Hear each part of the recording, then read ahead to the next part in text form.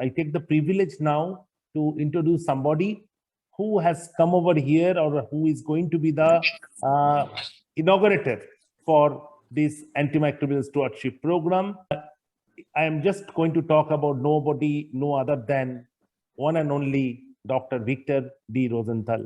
He is the founder and chairman of International Nosocomial Infection Control Consortium, a non-profit international research center, which has actually made it possible that more than 2,000 researchers across the world, that includes Africa, Asia, Eastern Europe, Latin America, everybody become a part of that epidemiological survey study. And he himself is the author of more than 350 scientific publications and book chapters. Presently, he is a research associate professor at the Division of Epidemiology and Population Health Statistics, Health Sciences in the Department of Public Health Sciences at Leonard M. Miller School of Medicine at University of Miami. I don't want to use or means any more words. Dr. Victor Rosenthal simply doesn't require any introduction. It is our wide privilege to have him over here. Dear colleagues, good afternoon. I hope you are doing very well. I am grateful for the honor that the CAHO team has given to me to open this conference dedicated to the analysis of microorganisms resistant to multiple drugs. During this event, you will be able to appreciate a large number of scientific data showing what is the evidence-based medicine to face this challenge of multi-drug resistant microorganisms. I am going to briefly tell you what my interventions and research have been in this regard and what is my advice. To control the resistance of microorganisms, we have two ways to work. One is the rational use of antimicrobials, and the other is the prevention of healthcare-associated infections. Regarding the rational use of antimicrobials, we have to divide this therapy into community treatment, empirical treatment in healthcare institutions, documented treatment in healthcare institutions, and pre-surgical antimicrobial prophylaxis.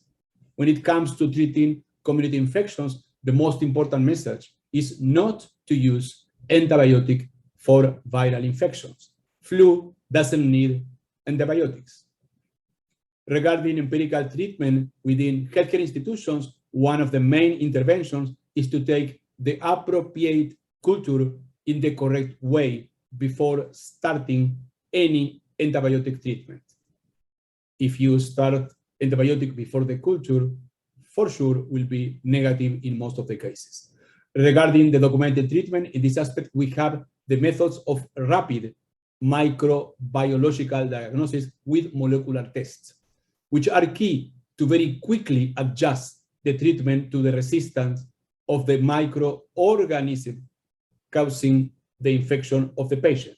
Regarding pre-surgical antibiotic prophylaxis, it is important to understand that the drugs of choice are first-generation cephalosporins, with exception of abdominal procedures, which should be used for one dose or maximum 24 hours, with exception of cardiovascular procedure, for which it is recommended to prolong this prophylaxis until the drains are removed, which usually happens on the second or third day.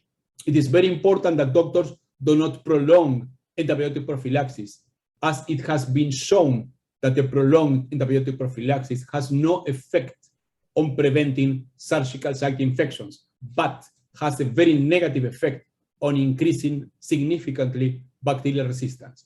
One of the most effective measures to control bacterial resistance is the prevention of healthcare-associated infections.